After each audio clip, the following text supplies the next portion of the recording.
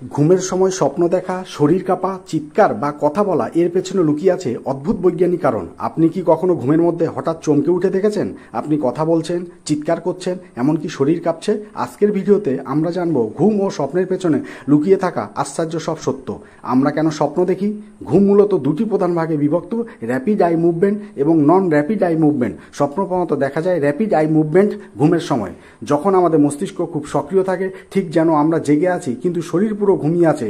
এই সময় চোখ দ্রুত নাড়াচাড়া করে আর আমরা দেখতে থাকি নানা ধরনের অদ্ভুত স্বপ্ন, সুখের, ভয়ের বা কোনোটা কল্পনার। বিজ্ঞানীরা বলেন এই সময় আমাদের মস্তিষ্ক দিনের অভিজ্ঞতা, আবেগ, চিন্তা ও মেমোরিগুলোকে সাজিয়ে রাখে, ঠিক যেন একটা সফটওয়্যার আপডেট চলছে। মজার তথ্য, আমরা প্রতি রাতে গড়ে 4 থেকে 6টি স্বপ্ন দেখি, কিন্তু বেশিরভাগই আমরা ভুলে যাই ঘুম ভাঙার সাথে সাথে। আপনি কি ঘুমোতে যাওয়ার সময় হঠাৎ একটা ঝাঁকুনি অনুভব করছেন? মনে হয়েছে কেউ আপনাকে ঠেলছে অথবা আপনি পড়ে যাচ্ছেন?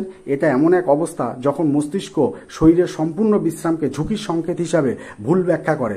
বিজ্ঞানীরা মনে করেন এটা আমাদের আদিম যুগের একটি রিফ্লেক্স। গাছ বা উঁচু জায়গায় ঘুমানো মানুষ যেন পড়ে না যায় সেই সতর্কতার প্রতিক্রিয়া হিসাবে এই কাঁপুনি তৈরি হয়। ঘুমে কেন কথা বলা হয়?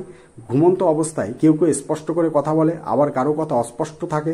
এরা স্বাভাবিকভাবে ঘুমিয়ে থাকলেও মস্তিষ্কের কিছু অংশ জেগে ওঠে। এটা বেশি দেখা যায় শিশুরা, টিনেজার বা অতিরিক্ত স্ট্রেসে থাকা মানুষের মধ্যে।